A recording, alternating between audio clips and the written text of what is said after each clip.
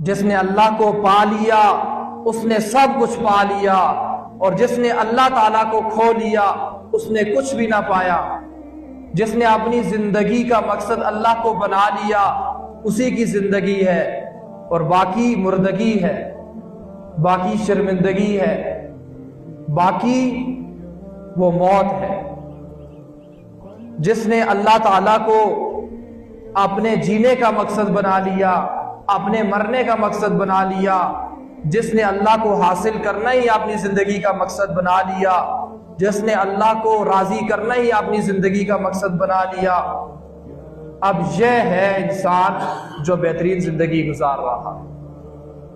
मेरा जीना मेरा मरना मेरे मौला तेरी खातिर,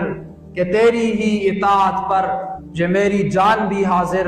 रिजा तेरी जो है हासिल तो फिर सब कुछ ही है हासिल, वगरना फिर ये कदमों की मुसाफत भी है ला हासिल।